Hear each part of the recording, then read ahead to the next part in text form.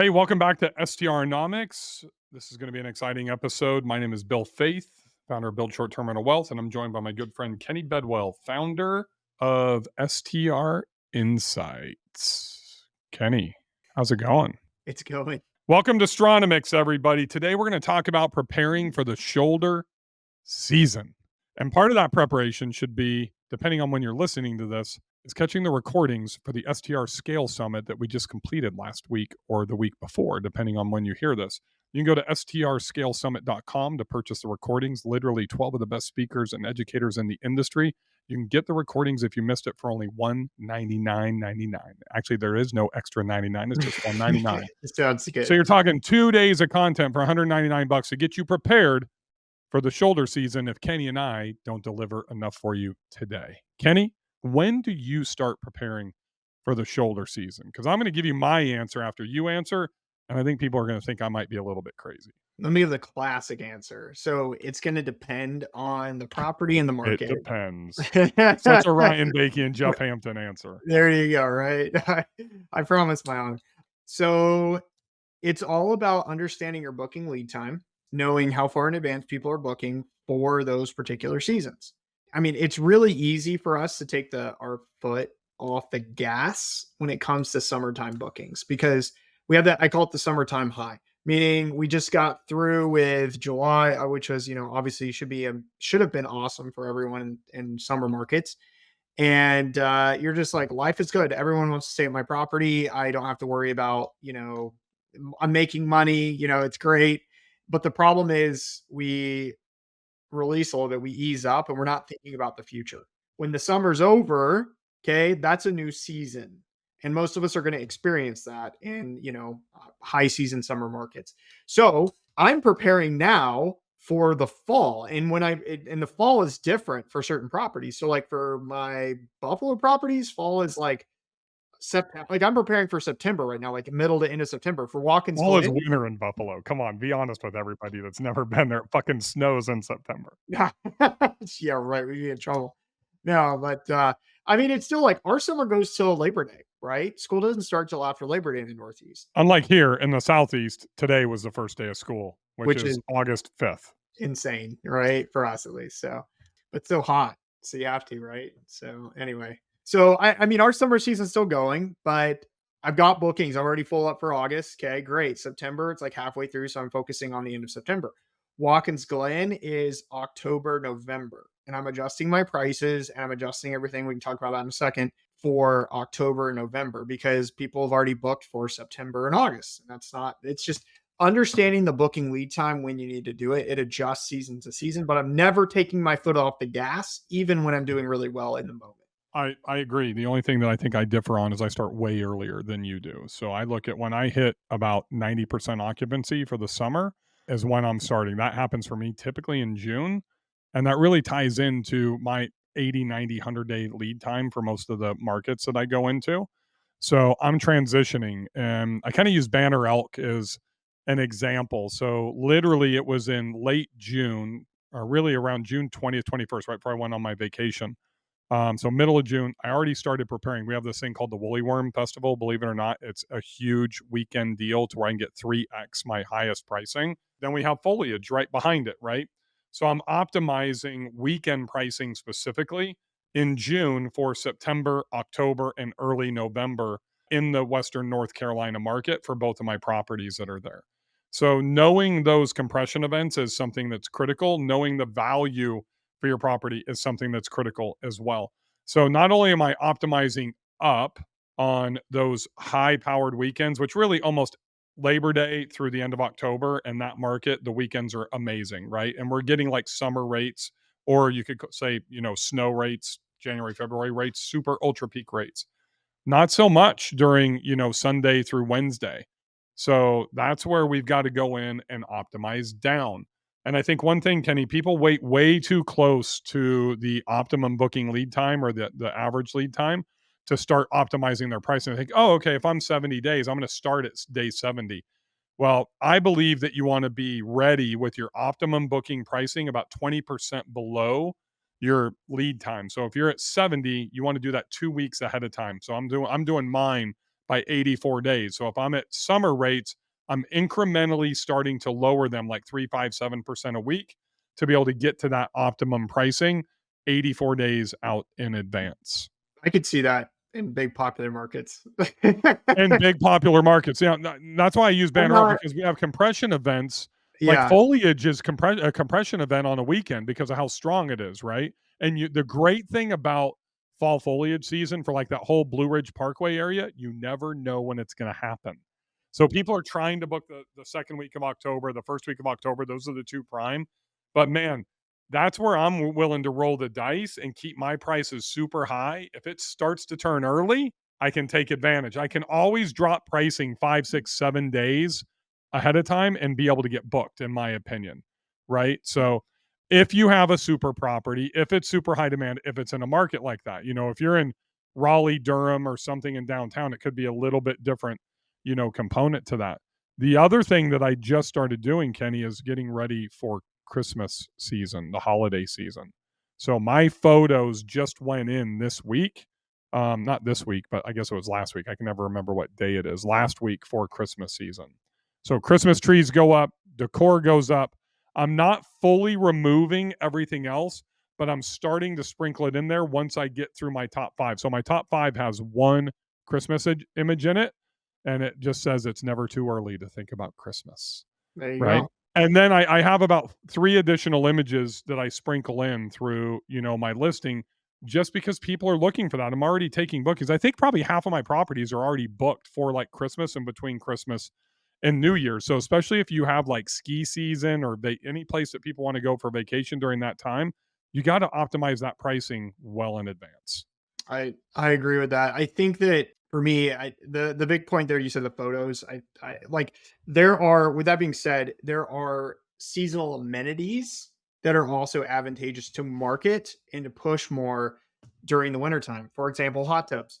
People don't care about hot tubs as much in the summertime, right? It's hotter than hell. So let's put pictures of the hot tubs up higher now. It's getting to the fall, the wintertime.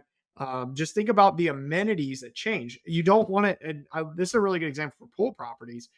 Everyone's like, okay, cool. I'm just going to show a picture of my pool as like my hero image, and that's what it is year round. But guess what? In the fall, especially if your pool's not heated, why is that your first image for the fall and the winter bookings, right? Take Unless you're that trying to, pool image and Photoshop some flames coming off the top of the water and then literally put text over it. Pool can heat to 90 degrees in January and February. That's literally part of the marketing. I'm not fucking with you. Seriously. If you're going to use that pool oh, image, well, okay. I thought I said if it wasn't heated. okay, well I there you was go. like, what? So we're gonna And you lie know to what? them Not now? having a heated pool sucks. So like in the Yeah. OPX, we don't have our pools aren't heated because it's too cold and we can't get gas. So electric won't keep up.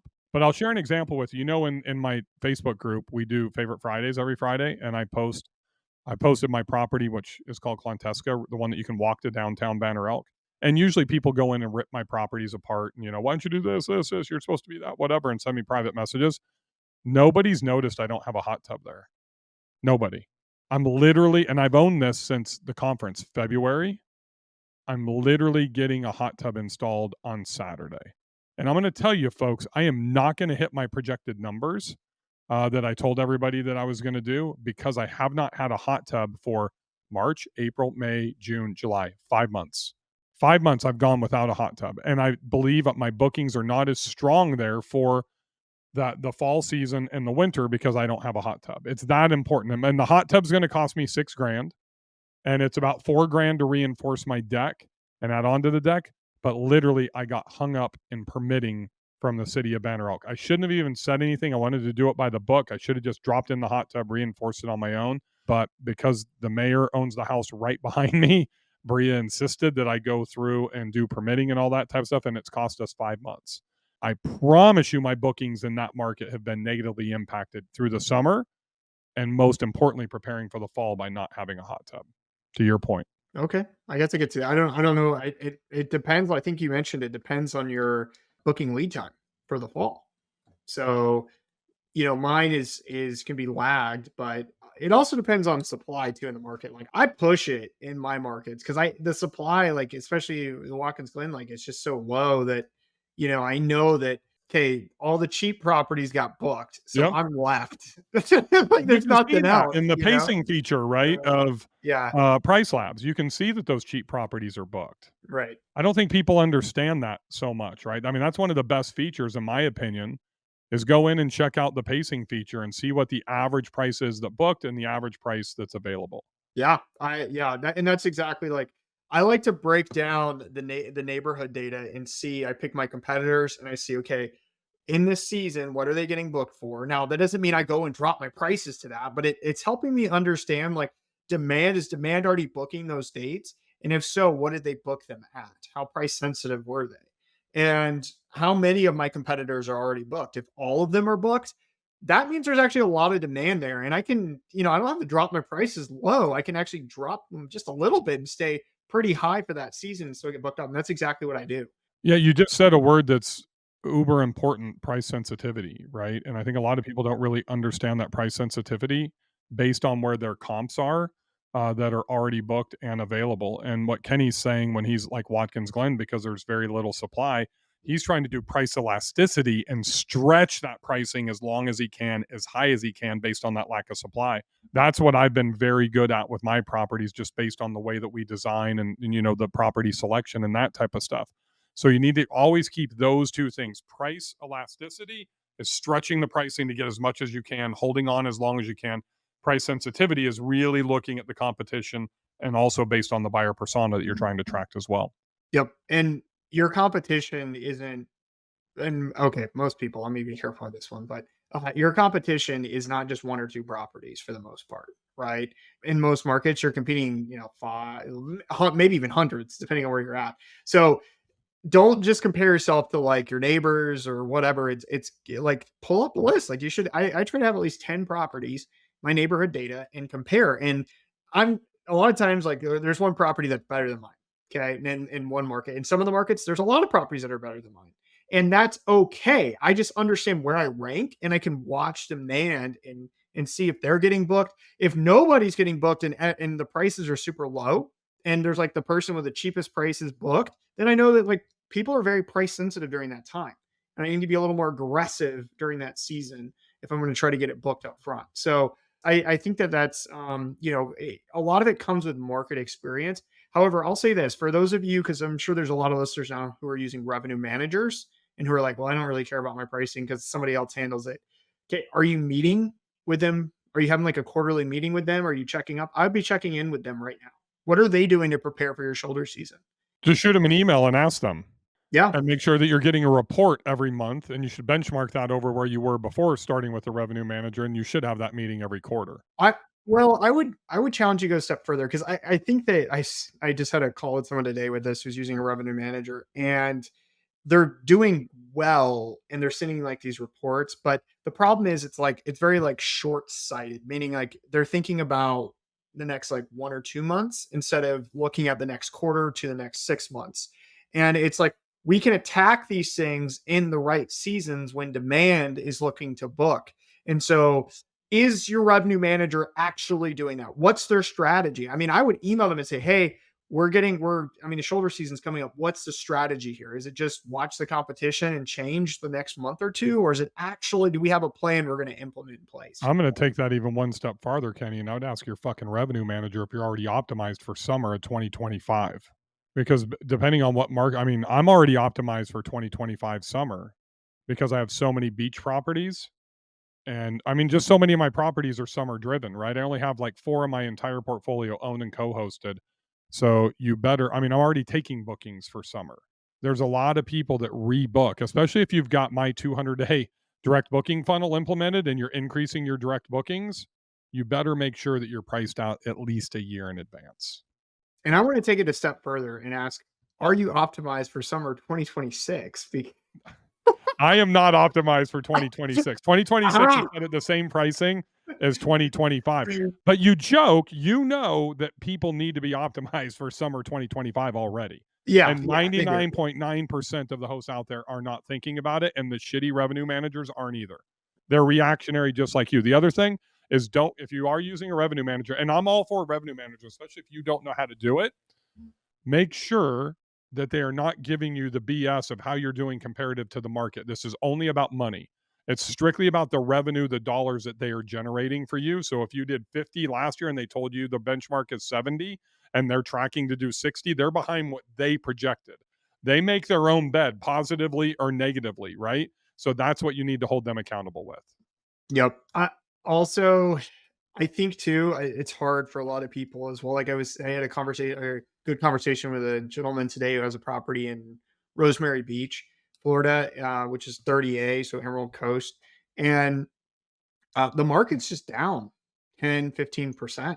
I mean, the his revenue manager is actually doing pretty well based on like the market trends and everything. Like the season, like he's doing pretty good, but it's just not what he projected based on last year's summer. But the data is just down. So he's like, well, I got problems with my revenue manager, and I'm like, but he's actually doing a good job, like based on like what I'm seeing, like kind of these like market trends and the seasonality and when he Yep. should be doing well and when it should, when it's a little bit tougher. I'm like, he's actually doing a good job. It's just the market's down, So before you get angry and go skin your revenue manager alive, do you truly know how your property should be doing? Or is it just like, I was hoping it would make X amount of money and this person is a wizard and gonna get me there? So And can you do better? yeah. And can you do better? Yeah. Because if you make a change, it's going to take months for the new one or yourself to catch back up. Just FYI. Yep. It's not an easy transition. Awesome. Good stuff, Kenny.